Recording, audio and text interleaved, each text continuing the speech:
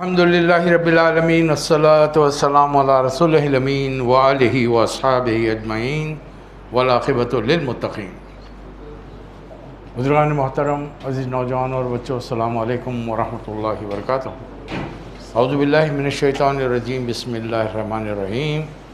ایحسب الانسان ان یترک سدی، صدق اللہ مولانا العظیم۔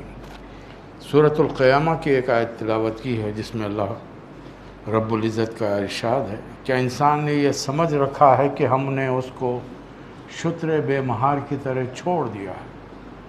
یعنی کسی جانور کو آزاد چھوڑ دینا، وہ جہاں چاہے گھومتا پھرتا ہے۔ تو اللہ سوال کر رہا ہے ہم سے، کیا ہم نے انسان کو، چونکہ مثال عرب میں دی جا رہی ہے تو عرب کا معروف جانور اونٹ ہے۔ اونٹ یا گھوڑا اگر آپ بغیر رسی اس کے باندھے کے چھوڑ دیں گے تو پھر وہ ادھر ادھر دور تک نکل جائے گا، ڈھونڈنا مشکل ہو جائے گا۔ تو یہ مثال دے کر اللہ ہم سے ایک سوال کر رہا ہے۔ موضوع آخرت کا چل رہا ہے کہ آخرت ہوگی، اور یہ کیوں، اس کی ضرورت کیا پیش آئی۔ اللہ نے جب کائنات بنائی تو واضح کر دیا، الذی خلق الموت والحیات لیبلوکم ایکم احسن عملا۔ اس نے یہ زندگی اور موت کا سلسلہ شروع ہی اس لیے کیا ہے کہ تم کو آزمائے، تمہاری آزمائش کرے، تمہارا ٹیسٹ لے، تمہارا امتحان لے، اور دیکھیں کہ بغیر خدا کو دیکھے ہوئے کون اسے ڈر کے زندگی بسر کرتا ہے۔ اس مسجد میں جو حضرات مجھے سن رہے ہیں اور جو مجھے سنیں گے، مجھے یہ توقع نہیں کہ وہ گناہ کبیرہ کا ارتکاب کرتے ہیں یا بڑی معروف قسم کی برائیوں میں، جو دنیا میں ہر جگہ ہر قوم میں برائی سمجھی جاتی ہے، وہ کرتے ہیں۔ لیکن جانے انجانے میں ہم سے ڈے ٹو ڈے لائف میں کچھ نہ کچھ ایسی حرکتیں اپنے گھر والوں سے، اپنے والدین سے، اپنے احباب سے، اپنے کام کرنے کی جگہ کے ملازمین، اپنے سبارڈینیٹ سے ایسی ہو جاتی ہیں جس کو اگر بعد میں بیٹھ کر ریئلائز کر دیں گے تو پتہ چلے گا کہ نہیں، ہم سے بہت بڑے گناہ ہوئے، حق تلفی ہوئی ہے۔ میں نے اپنا حق تو لے لیا بائی ہک اینڈ کروک، لیکن جب دوسرے کو دینے کی باری آئی تو میں نے ہاتھ روک لیا، کیونکہ میں اس پوزیشن میں تھا کہ میری بات وہاں پر کمپنی میں، فیکٹری میں مانی جائے، اس لیے میں نے اپنا حق تو لے لیا، لیکن دوسروں کا حق میں نے مار لیا۔ اور یہ سمجھاتے ہوئے لوگوں کو، اپنے مینجمنٹ کو، اس طریقے سے میں نے کمپنی کا پیسہ بچایا، کسی کا حق مار دیا۔ اور یہ آئے دن آپ کو یہ تمام چیزیں نظر آتی ہیں اپنے معاشرے کے اندر، اپنی سوسائٹی میں۔ اب ذرا ہم تھوڑا سا آج کے دور سے پیچھے جا کر دیکھیں کہ آخرت، کیا یہ عقیدہ محمد صلی اللہ علیہ وسلم نے پہلی مرتبہ پیش کیا یا ہمیشہ؟ نے قرآن کہہ رہا ہے کہ نہیں، یہ چیزیں ہمیشہ سے تھی۔ پہلے انسان آدم علیہ السلام کو ہم نے علم دے کر بھیجا تھا، پھر وہ خود اس دنیا سے چلے گئے، اپنے بچوں کے سامنے، اپنے پوتا پوتی کے سامنے وہ اس دنیا سے چلے گئے۔ تو دنیا میں جب پہلا انتقال ہوا ہوگا تو اس کے اولاد کو، اس کی جنریشن کو پتہ چلا کہ یہ دنیا پائیدار نہیں ہے، یہ دنیا ایک وقت مقررہ کے لیے اور اسے چھوڑ کر جانا ہے۔ اور وہ بات حضرت آدم علیہ السلام نے اپنی اولاد کو یقیناً بتائی ہوگی کہ اللہ نے ایک قانون بنا دیا ہے کہ اس زمین پر، اس کائنات میں جو بھی ہے، یہ تمام چیزیں ایک وقت مقررہ کے لیے فنا ہو جانے والی ہیں، اور یہ فنا ایسے نہیں ہوگی کہ اس کا حساب کتاب ہی ختم کر دیا جائے، ورنہ ایسا اگر ہوتا تو پھر یہ دنیا، کائنات بننے کا فائدہ ہی نہیں تھا کہ بے شمار انسان آ رہے ہیں، عجیب و غریب طریقوں سے مسکینوں کا، سیدھے سادے انسانوں کا مال لوٹ کے چلے جا رہے ہیں، اور ان کو کوئی پکڑ نہیں ہے۔ آج کے دور میں کیا نہیں ہو رہا ہے؟ اب تو ہمارے زمانے میں 50-60 سال پہلے کی بات کر رہا ہوں، کبھی سن لیتے اخبار میں آتا کہ کسی نے 100 روپے کی رشوت لی ہے، پکڑا جاتا، بڑی حیرانی کی بات تھی۔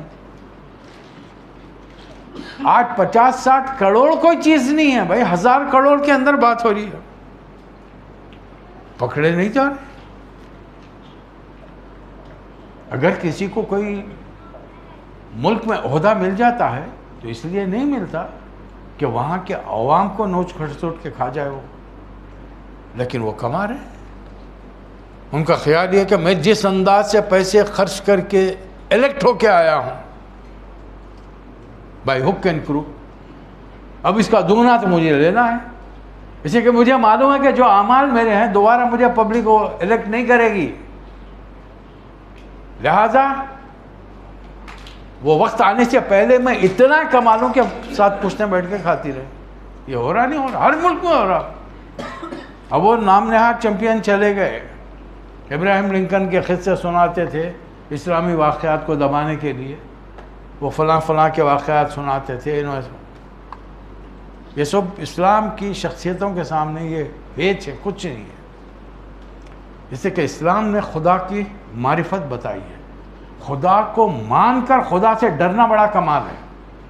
مجھے یہ چیز اچھی نہیں دکھ رہی، میں نہیں کر رہا ہوں، یہ کوئی کمال ہے کہ میں اپنی مرضی کی اپنی خواہش کے لیے میں کسی برائی کو چھوڑ رہا ہوں، یہ کمال نہیں ہے، یہ کمال نہیں ہے۔ کمال یہ ہے کہ ہاں یہ چیز اللہ اور اس کے رسول نے بری کہی ہے، میں بچ رہا ہوں اس سے۔ ہم آئے دن دیکھتے رہتے ہیں ہمارے معاشرے میں جو ظلم و ستم ہوتا ہے، مختلف لوگوں پر ان کو لوٹا کھسوٹا جاتا ہے، ہمارے دل میں ایک تڑپ ہوتی ہے، یار میرے ہاتھ میں اختیارات رہتے تو میں کچھ کرے۔ اب تو عدلیہ بھی بک چکی ہے، تقریباً ممالک کی عدلیہ بک چکی ہے۔ وہ جو ایسا سپر پاور کا چیمپئن ہے، ایک معمولی سی عورت کو ایک ہٹے کٹے اپنے اس ملک کے مرد فوجی کے مقابلے کیا حیثیت ہو سکتی ہے ایک عورت کی؟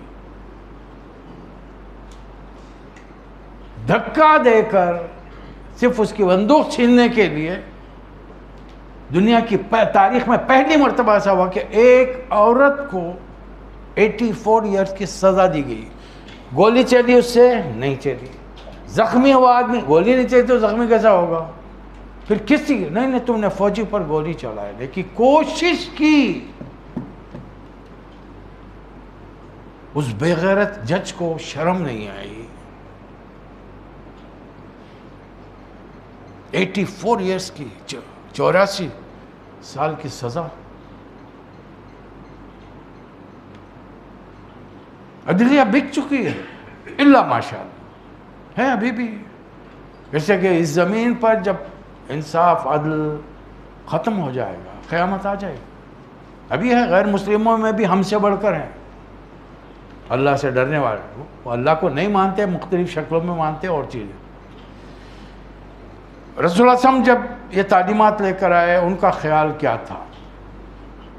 ان کو اس بات سے کوئی گلہ نہیں تھا کہ محمد صلی اللہ علیہ وسلم ہمارے ان 360 بتوں کو چھوڑ کر ایک خدا کی دعوت دے رہے ہیں۔ وہ بھی ایک خدا کو مانتے تھے، پورے قرآن میں ان کے جوابات بھرے ہوئے ہیں۔ ان سے پوچھے یہ آسمان کس نے بنایا؟ وہ کہیں گے اللہ۔ یہ زمین کس نے بنائی؟ اس کی پیداوار کس کی ہے؟ اللہ۔ وہ خود کہیں گے، مشرک کہیں گے۔ ان سے پوچھو کہ تمہارے یہ نام نہاد خدا جو تم نے بت بٹھا رکھے ہیں، انہوں نے زمین پر کچھ بنایا ہے؟ تو وہ کہیں گے نہیں، ہر چیز خدا کی بنائی۔ رسول اس کا بھی انہیں انکار نہیں تھا۔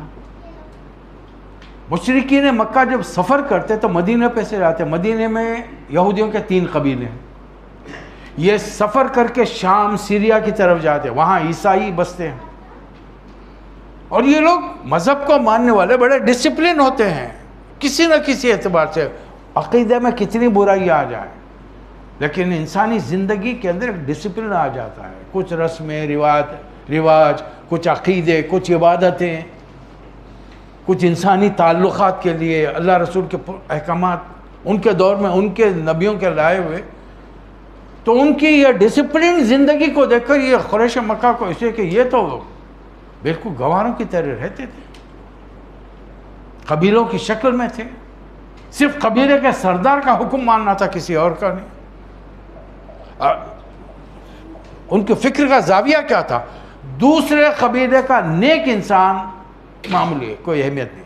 میرے قبیلے کا شرابی, جواری, بدماش, بدترین گنہگار, قاتل, وہ اچھا انسان ہے اس لیے کہ میرے قبیلے کا ہے. تو ان کو خدا کے ماننے سے بھی انکار نہیں تھا, رسولوں کے ماننے سے انکار نہیں تھا. یہ واقعات رسولوں کے سن چکے تھے. نبی صلی اللہ علیہ وسلم نے یہ فرمایا کہ تمہارا ہر چیز کا حساب کتاب ہوگا, قیامت ہوگی, آخرت ہوگی. یہ ماننے تیار نہیں ہوں, یہ کیسا ہے؟ اور اس کا اس وقت کی سائنس کے لحاظ سے ان کا اعتراض کیا تھا؟ اذا متنا وکنا ترابا ذالک رجم بعید. ہم جب مر جائیں گے, مٹی میں مل جائیں گے, ہمارا گوشت کیڑے مکوڑے کھا لیں گے, ہڈیاں کمزور ہو جائیں گی, کون زندہ کرے گا اس کو؟ رسول اللہ کے سامنے ایک صاحب تو گئے, قبرستان سے ایک ہڈی لائے, پیر ویر رکھا, اس کے اوپر باریک بورا بنایا, پھونک کے ہوا میں اڑا دیا. جس ہڈی کی بات کر رہے ہو, گوشت تو ہے ہی نہیں اس ہڈیوں پر, یہ مردہ ہے. قبرستان سے خبر سے میں نے ہڈی اٹھا کے لائی ہے. اب اس ہڈی کو بھی میں نے پاؤڈر بنا کے ہوا میں اڑا دیا, اب کہاں سے آ گئے؟ کیسے زندہ کریں گے اسے؟ انہوں نے اپنی دانش میں بہت عقل مندی کی بات کی, اس لیے کہ ان کا تصور خدا کا بہت کمزور تھا. جیسا آج کے نام نہاد ہم جیسے مسلمانوں کا ہے, عقیدہ کمزور ہے. اللہ کو سب مانتے ہیں, اللہ ایک ہے, سب مانتے ہیں.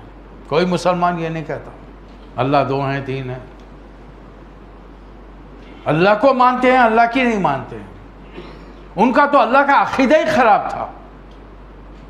ان کا خیال تھا کہ اللہ نے کائنات بنا کر اپنے پورے اختیارات, پاورز کو ڈسٹریبیوٹ کر دیا ہے, تقسیم کر دیا ہے مختلف لوگوں میں.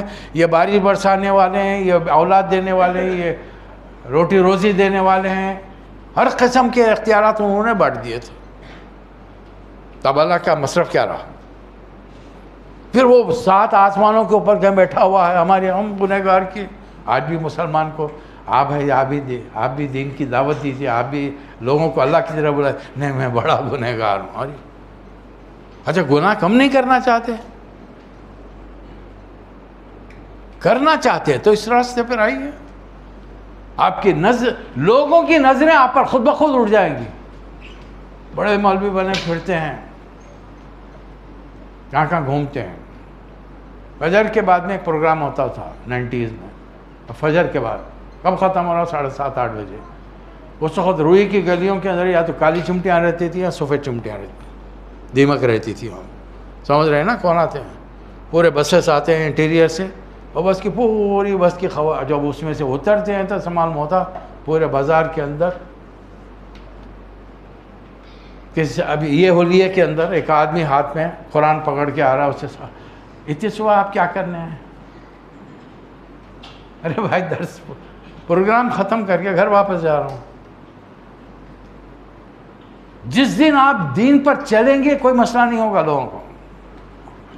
4 دن کا شوق ہے, اتر جائے گا. جس دن لوگوں کو دعوت دیں گے پھر تب آپ کی ٹانگ پکڑی جائے گی, تب آپ کا پیچھا کیا جائے گا. ایک ایک گھر کی بات کھینچ کے نکالی جائے گی. آپ کے ماحول سے, آپ کے آفس سے, آپ کے دفتر سے, ہر جگہ سے باتیں نکالیں. یہاں پر ان لوگوں کو غور کرنے کا موقع نہیں ملا. اب اگر یہ چھوٹی سی مثال سامنے رکھیں, اگر یہ کائنات اس کمرے جتنی ہے, یہ کائنات اس کمرے جتنی ہے, کوئی لمیٹیشن تو ہوگی نا کائنات میں. 7 آسمان کہیں ختم ہوتے ہوں گے, عرش ہے, عرش پر اللہ خود عرش پر موجود ہے, تو ایک لمیٹیشنس ہے نا. تو یہ انسان کی راکھ اڑ کر جائے گی کہاں پر؟ اسی کمرے کے اندر ہی رہے گی, اسی باؤنڈری کے اندر رہے گی نا, اسی ایریا میں رہے گی. اللہ جب کن کہہ کے پوری کائنات بنا سکتا ہے تو وہ ہمارے ذرے جو پوری کائنات میں بکھر گئے, کن کہہ کے ان کو جمع کیوں نہیں کر سکتا؟ قرآن میں چیلنج دیا نا, یا معاشر الجن والانس ان استطعتم ان تنفذوا من اقطار السماوات والارض فانفذوا. اگر تم میں ہمت ہے, طاقت ہے, پاور ہے, وہ صلاحیتیں ہیں تو جاؤ میری کائنات کے باہر نکل کے باہر. لا تنفذون الا بالسلطان، نہیں جا سکتے تم، اس کائنات کے باہر نہیں جا سکتے تم. ذریع سی انسان ہے. یہ بھی یورپ کو ماننا چاہیے محمد صلی اللہ علیہ وسلم کے لائے ہوئے قرآن اور محمد صلی اللہ علیہ وسلم کی جوتیوں کا طفیل کے علم اتنا بڑا ہے. ورنہ نبی صلی اللہ علیہ وسلم سے پہلے آخری نبی جو آئے ہیں بنی اسرائیل کے، ابھی ان کا انتقال نہیں ہوا ہے، ان کے بارے میں ہمارا عقیدہ یہ ہے کہ انہیں قتل نہیں کیا گیا، سلیب وما صلبوہ وما قتلوہ، نہ قتل کیا گیا نہ سلیب دی گئی، انہیں پھانسی دی گئی، سولی پہ چڑھایا گیا. ولیکن شب آدم، ہم نے اس معاملے کو مشتبہ کر لیا، اللہ نے آسمانوں پر اٹھا لیا. نہیں مان رہے، ان کا علم نہیں تھا کہ کسی انسان کو زندہ اٹھا لیا جا سکتا ہے. کہاں گئے ہوں گے وہ؟ حالانکہ آج کا انسان جا رہا ہے، کروڑوں میل جا رہا ہے، چاند تک تو پہنچ گیا اور آگے جا رہا ہے، مریخ تک جا رہا ہے. یہ سب چیزیں آج ماننے تیار ہے. ابھی ان کا عقیدہ، کیونکہ خدا کے بارے میں عقیدہ کمزور ہے، اس لیے وہ کسی چیز کو ماننے تیار نہیں. تو ان کا خیال یہ تھا کہ یہ جو ذرے ذرے زمین میں بکھر جائیں گے، ہوا اڑا کے یہ کونے سے وہ کونے تک لے جائے، یہ ہوا کائنات میں کہاں کہاں لے جا کے ہمارے ذروں کو بکھیر دیا، ہم کو دوبارہ زندہ کیسا کیا جائے گا؟ تو اللہ نے کہا کہ کیا اللہ نے جب تم کو پہلی مرتبہ پیدا کیا، اب ذرا پہلی پیدائش کا انسان ہم میں سے ہر انسان تصور کرے. جب تک میرے اور آپ کے والد اور والدین کے نکاح نہیں ہوا تھا، ہم لوگ کہاں تھے؟ ابا جان کے جسم میں کس جگہ تھے، امی جان کے جسم میں کس جگہ تھے؟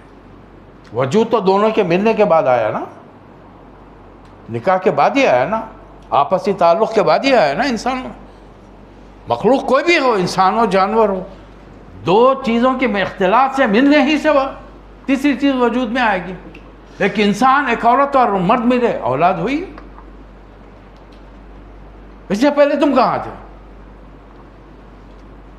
جب نہیں تھے، اس وجود کو جو دنیا میں تھا ہی نہیں، ہم نے ایگزسٹ کیا ہے، دوبارہ ریسائیکل کر رہے ہیں، دوبارہ پیدا کرنے میں تکلیف کیا ہے ہم کو؟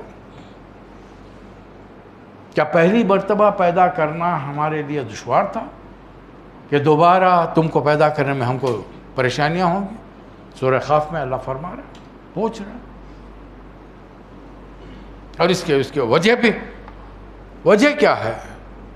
ہم تمہاری فطرت کو چیلنج کر رہے ہیں، تمہارے اپنے ضمیر کو ہم اکسا رہے ہیں، پوچھ رہے تمہارے ضمیر سے.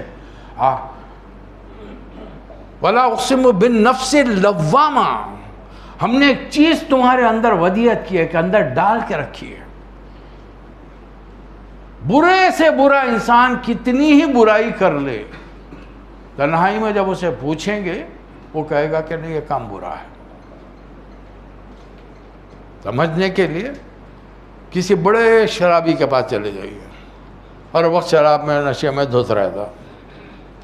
کسی بڑے ڈاکو سے مل لیجیے، جواری سے مل لیجیے، شادی ہو گئی، جائز ناجائز طور پہ اولاد بھی ہو گئی. اب اس سے پوچھے تم اپنے بچے کو کیا بنائیں گے؟ ڈاکو سے سوال کیجئے تم بچے کو کیا بنائیں گے، وہ پہلا منہ سے نکلا پولیس انسپکٹر. ارے بھائی انسپکٹر، تو پولیس تو تیرے پیچھے لگی ہوئی ہے، تیرے نام کا انعام پوسٹر چھپے ہوئے ہیں یہاں پر. جو تیری جان کا دشمن ہے تو اپنے بچے کو وہی پروفیشن میں کیوں لانا چاہ رہا؟ اس لیے کہ اسے معلوم ہے کہ میں جتنی بھی دلیلیں دوں میں غلط کام کر رہا ہوں. میرا شراب پینا، جوا کھیلنا، ڈاکے ڈالنا، یہ سب غلط کام ہے. میں اپنی اولاد کو وہ کام نہیں کرنے دوں گا. اگر اچھا کام ہے، سارے جواریوں کے بچے جواری ہوتے، سارے شرابیوں کے گھر میں بیوی بچے سب شراب کے نشے میں دھت ہوتے.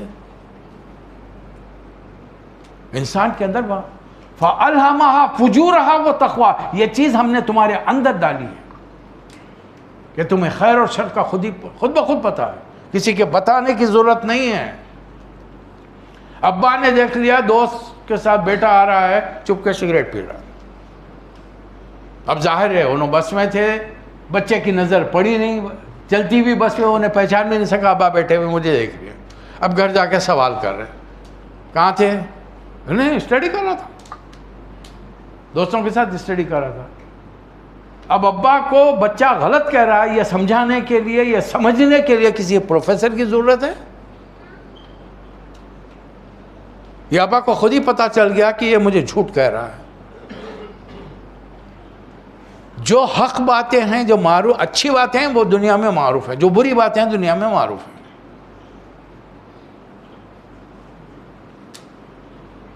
تو اس زمانے کے لوگوں کا صرف اعتراض یہ تھا کہ بھائی ہمارا ذرہ ذرہ بکھر جائے گا، کیسا زندہ کریں.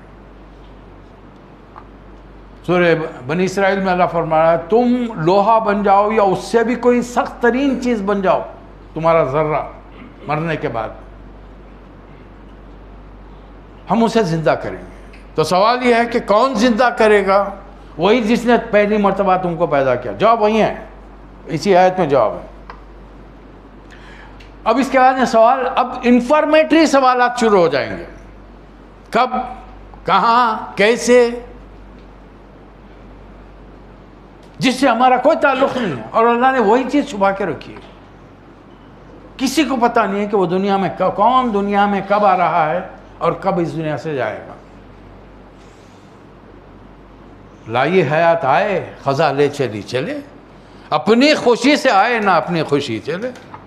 ہمارا عمل دخل ہی نہیں تھا، نہ والدین کا تھا. آپ کا کیا خیال ہے؟ والدین کا اور ہمارے عزیز اقارب کا عمل دخل ہمارے آنے میں ہوتا تو ہم اس طریقے کی صورت شکل، یہ ہائٹ بیلڈ کے ساتھ ہوتے؟ ہم میں سے ہر کوئی آلے خاں پالے خاں پیدا ہوتا، سارے کے سارے ہیرو، ساری لڑکیاں ہیروئن پیدا ہوتی، انتہائی خوبصورت حسین.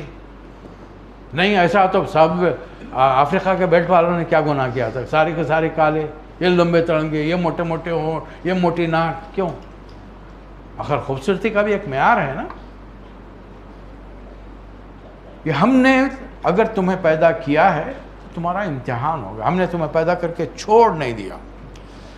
اب جائیے ہندوستان، پہلی تاریخ، دنیا کا قدیم ترین مذہب، اور ایک روایت کے مطابق روایت ہے نوح علیہ السلام یہاں تبلیغ کے لیے آئے تھے. اس لیے کہ ویدوں کے اندر ایک نام نوحہ کے نام سے ملتا ہے. نوح علیہ السلام جس علاقے میں آئے تھے وہ علاقہ قرآن میں نہیں ہے، اس کا ذکر نہیں ہے. جس قوم میں آئے تھے اس قوم کا ذکر نہیں ہے، اس سے کہ ایمان والوں کے علاوہ پوری قوم کو غرق کر دیا گیا تھا. اچھا، اس وقت یہ سب کانٹیننٹ جسے انڈیا، پاکستان، بنگلہ دیش کہتے ہیں نا، اس جگہ نہیں تھا جہاں آج ہے. بہت لمبا عرصہ پہلے زمین کس طریقے سے ٹکڑے ہوئے، اس کے وہ کون سا حصہ کہاں سے پھیل کر کدھر گیا، ایک بہت ڈاکومنٹری دیکھنے کا اتفاق ہوا. بہت پرانی بات ہے، ایک 20-22 سال پہلے. آپ بھی ڈاکومنٹریز اویلیبل ہیں، آپ کبھی بھی دیکھ سکتے ہیں ان کو نکال کے. یہ شاید افریقہ کی سائڈ کے اندر انڈیا تھا. اب اس کے زمین کے حصے ہوتے گئے، ادھر سے وہ ڈرفٹ ہوتا ہوا، بہتا ہوا ادھر آیا، کہیں آ کے جوڑ گیا. یہ تبدیلیاں آتی رہتی ہیں آئے دن. تو نوح علیہ السلام کہاں آئے تھے کسی کو پتہ نہیں. ایک روایت ہے شاہ ولی اللہ دہلوی رحمۃ اللہ علیہ کی کہ شاید انڈیا کے اندر آئے تھے، اس کے ویدوں کے اندر. اب انہوں نے کیا کیا؟ عقیدہ، آخرت کا عقیدہ ہے، ماننا ہے. انہوں نے کہا کہ نہیں، اس میں تھوڑا تبدیلی کروں. ایک آدمی بڑا گنہگار تھا، بہت گناہ گار، ہر قسم کا گناہ اس نے کر لیا. اب اس کو ڈر یہ تھا کہ پکڑا جاؤں گا. تب بچنے کی تدبیر کیا ہوا؟ اپنی اولاد کو اس نے حکم دیا کہ دیکھو میرے مرنے کے بعد مجھے جلا دینا، راکھ کر دینا. اس راکھ کو مختلف جگہوں پہ لے جا کے بکھیر دینا، پھیلا دینا ہوا کے اندر، یا پانی میں بہا دینا. آج بھی وہ سسٹم ہے، آج بھی یہ سسٹم انڈیا میں باقی ہے. جوانی کی بات ہے، ایک اخبار میں نیوز آئی تھی، ایک ہندوستان کے بڑے لیڈر عہدیدار کا انتقال ہوا. اب ظاہر ہے اتنی بڑی پوزیشن پر ہیں تو پورے اختیارات استعمال کیے گئے. جلانے کے بعد میں پورے ملک میں لاش ہیں. اس سال پورا قحط سالی آ گئی. ظاہر خدا کے نافرمان کی جسم کو اگر دنیا میں پھیلائیں گے تو ہوگا کیا بھائی؟ قحط سالی کے علاوہ اور کیا آئے گا؟ ایک روایت کا قصہ ہے کہ نبی صلی اللہ علیہ وسلم نے فرمایا، مسکرا رہے صحابہ کے سامنے بیٹھے تھے، اچانک مسکرائے. 2 واقعات الگ الگ. تو ایک بندہ جس نے حکم دیا تھا کہ اپنے اولاد کو مجھے جلا دو، جلا دیا گیا. اللہ نے پھر زندہ کر دیا اس کو. تو نے یہ حکم کیوں دیا؟ تو نے اپنے باپ یہ نصیحت وصیت کیوں کی کہ مجھے جلا دو؟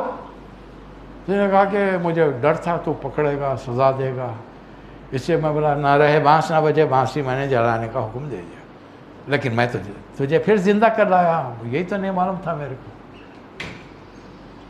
یعنی خدا کے ساتھ ہماری بدگمانیاں کتنی ہیں انسان کی، اس کے پیدا کرنے پر یقین ہے کہ کہاں سے پیدا کیا، کب پیدا کیا، کس عورت اور مرد کے ذریعے پیدا کیا، ان کے جسم سے نکلے ہوئے گندے پانی کے کس ذرے سے پیدا کیا، ہم کو نہیں معلوم ہے، ہم کو نہیں معلوم، لیکن دوبارہ زندہ کیا اس میں ڈاؤٹ آ گیا۔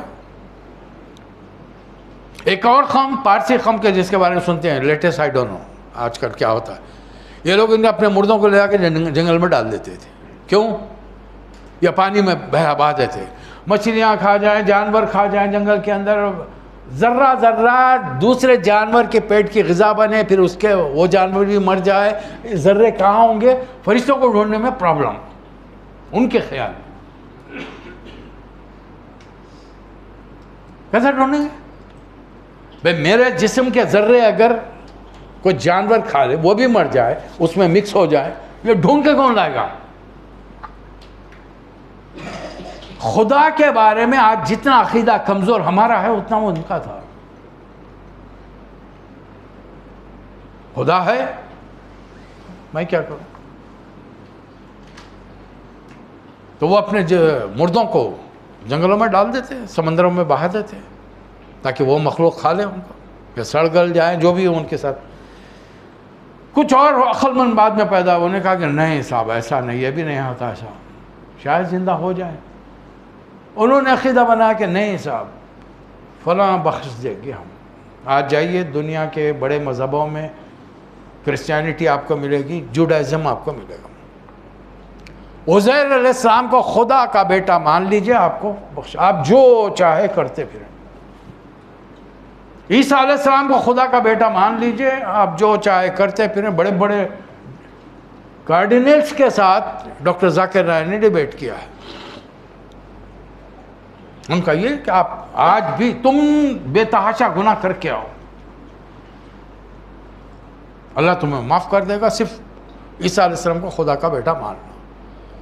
محمد صلی اللہ علیہ وسلم تھوڑی سی تبدیلی کے ساتھ لائے، جس دن سچے دل سے توبہ کرو اور دوبارہ گناہ نہ کرنے کا اعلان کرو، اور یہ صرف خدا کی خاطر، خدا کے خوف سے کرو، اللہ تمہارے ڈھیر سارے گناہ معاف کر دے۔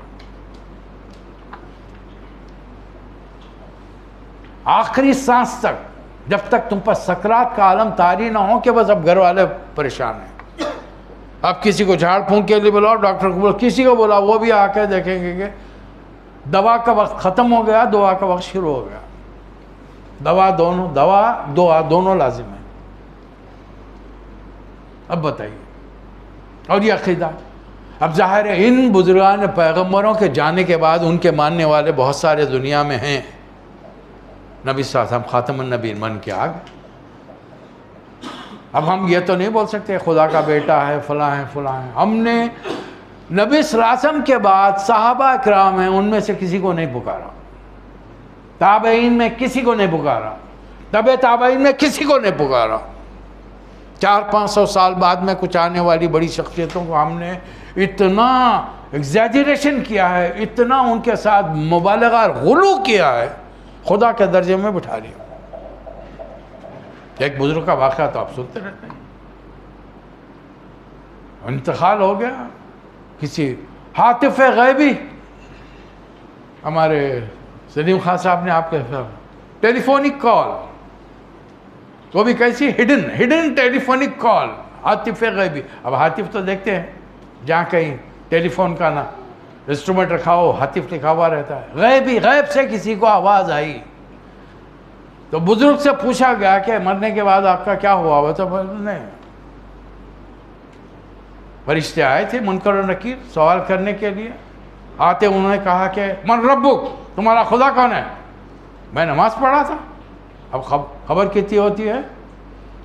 6 فٹ 3 فٹ، اب وہاں نماز ہو رہی ہے، اب شکر ہے با جماعت نہیں بولتی ہے، اب نماز ہو رہی وہاں پر، نماز کے سلام پھیر کے بولے اتنی عقل نہیں ہے کہ کسی سے پہلی بار ملتے ہیں تو سلام کرو، سلامن قبل الکلام، حدیث یاد کی رہے. اچھا انہوں سلام بھی کر دیا. فرشتے دیکھیے، اب اللہ میاں کے فرشتے ہیں، انسان سے ڈر رہے انہوں. اب پھر سوال کرے، من ما دینک، ابھی عقل نہیں ہے تم کو؟ ہمارے نبی نے فرمایا سلام تصافحوا یذھب الغل من قلوبکم، نماز پڑھنے کے سلام کرنے کے بعد ہاتھ ملاؤ. اب فرشتے بیچارے پریشان، انہوں نے فوری ہاتھ بڑھا دیا سیکنڈ کے لیے، جیسے ہاتھ پکڑ لیا. اب مجھے بتا، آدم علیہ السلام جنت پہ پھل کیوں کھا کے غلطی کر کے دنیا زمین پہ کیوں آئے تھے؟ فرشتہ بولا میرے کو نہیں معلوم کیوں آئے تھے.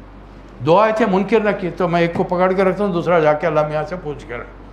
کہاں چل رہا ہے یہ خبر؟ زیر زمین چل رہا ہے قصہ. اور آج کے ہمارے مسلمان، شکر ہے الحمدللہ، یہاں پر ابھی تک کس کی آوازیں ہیں سبحان اللہ الحمدللہ ماشاء اللہ بھی نہیں بولے ہم یہاں پہ. ماشاء اللہ الحمدللہ، اتنا شعور تو آ گیا اتنے دنوں میں. اب وہ بندہ پہنچ گیا، فرشتہ پہنچ گیا. اللہ میاں کیا کس بندے کے پاس بھیجے آپ؟ انہیں تو ہاتھ پکڑ لے کے رکھا، روک کے رکھا ہے، اور دوسرے کو تو چھوڑا ہی نہیں انہیں. آخر بڑا لمبی چوڑی بات ہوئی اس کے بعد میں. اب کب چھوڑتے ہاتھ؟ جب میرے مریدوں کو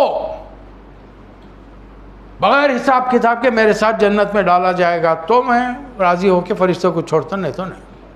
اب اللہ میاں نعوذ باللہ من ذالک، ان کی کن کے اللہ میاں نہیں معلوم، میرے نہیں.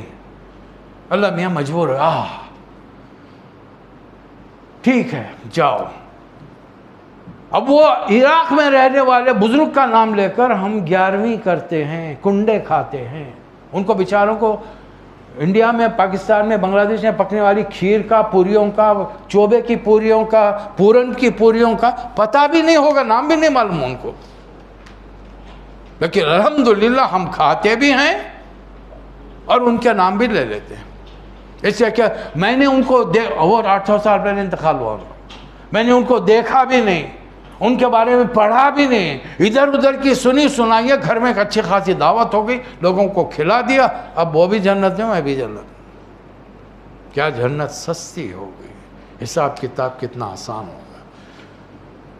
ہم بھی چاہتے ہیں کہ ہماری زندگی کیسے بھی گزرے، change there should not be any change. جو میرا پیٹرن، میرا روٹین بن چکا ہے نا، اس میں چینج نہیں چاہتا. ماں باپ کو 5 وقت نماز دیکھنے کے باوجود بھی جماعت کے لیے جانے کے لیے دل پیر اٹھتے نہیں ہیں، دماغ راضی نہیں ہوتا ہے. گھروں کے اندر یہ حال ہے، تڑپ کے نماز کے لیے بھاگنا. گزشتہ 30 سال سے میں جو درس دے رہا ہوں، میرا ایک ہی ٹاپک ہے. یہ سیریز رسول اللہ صلی اللہ علیہ وسلم کی حیات مبارکہ سن کر، قرآن کا یہ خلاصہ سن کر، اگر اس محفل میں بیٹھنے والا، مجھے سننے والا اس بات کے لیے تیار ہو کہ اذاں ہو، وہ تڑپ کے اٹھے کہ مجھے نماز کے لیے حاضری جانا ہے. اب میں وہ سورہ اتنے عرصے میں نے ترجموں کے ساتھ یاد کیا. میں نے کبھی نہیں کہا کہ میرے ساتھ کلاشنکوف لو اور جہاد کے لیے چلو. جو فجر کے لیے نہیں اٹھ سکتا وہ جہاد کیا کرے گا، خاک کرے گا. دشمن کو بولیں گے ہم تم ٹھہرو، ہم 9:30 بجے حیدرآبادی یہاں اٹھتے ہیں، چائے وائے پی کے ناشتہ کر کے پھر بعد میں آئیں گے، اطمینان سے لڑیں گے. لڑنے کی کیا جلدی ہے میاں، لڑنے کے ٹائم پہ لڑیں گے. تو یہ آخرت ہوگی، اس پر انشاءاللہ بات ہوتی رہے گی. اللہ تعالیٰ، میرے گھر پر گھر کے باہر بھی 2 پروگرام ہو رہے تھے، بچوں کے لیے تھا جو شاہد علی خان صاحب لے رہے تھے، ان کی ٹیم پوری ہے. ہمارے شاہ نواز صاحب ہیں اور سلمان ہیں، عمران خان ہیں، عمران بیگ ہیں، سوری معاف کرنا، عمران خان آپ لوگ پریشان ہو جائیں گے. اسی طریقے سے میرے گھر پر چھوٹے بچوں کے لیے، یہ تو انڈیا گیا ہوا تھا نہیں آیا، شاہد علی خان اور حامد علی خان کی دونوں بیویوں نے یہ بچوں کے لیے بکلیٹس تیار کیے تاکہ ان چھوٹے بچوں کے لیے بالکل، اور ان سے ذرا بڑے بچوں کے لیے. یہ کام کوئی کر رہا ہے. کیا ہم دیگر تمام کی بیویاں صحابیات بن چکی ہیں؟ ان کو اس بارے میں کوئی شوق نہیں ہے. اپنے گھر میں، اپنے محلے میں ایک 4-6 عورتوں کو جمع کر کے، ان کے بچوں کو جمع کر کے یہ بات پہنچائی جا سکے، یا کہیں وہاں پر آ کر سیکھا جائے. سیکھ کر اس بات کو آگے بڑھائیں. اللہ توفیق دیتا ہے، اور وہ توفیق جس کے دل میں تڑپ ہوتی ہے کچھ کرنے کی، اسی کو ملتی ہے.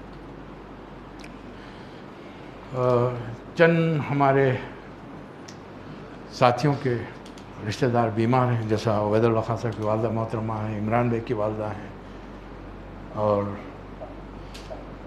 کافی ملنے والوں میں اشفاق صاحب اس میں. اللہ تعالیٰ ان کے لیے بہترین صحت کے فیصلے فرمائیں، ان کی عمریں دراز کرے. والدین والدہ خاص طور پہ بڑی اہمیت کی حامل ہوتی ہیں. جب میں 26 سال کا تھا میری والدہ چلی گئی. تو اللہ ان نعمتوں کو، ان کے سائے کو ہمارے سروں پہ برقرار رکھے، اللہ خیر کرے. ہمارے اس مسجد کے پرانے ساتھی خسر وجاہت صاحب کے سالی کا کل انتقال انڈیا حیدرآباد میں ہوا ہے. اللہ تعالیٰ ان کی مغفرت کرے، دوزخ سے بچائے، جنت الفردوس عطا فرمائے. وآخر دعوانا ان الحمد للہ رب العالمین.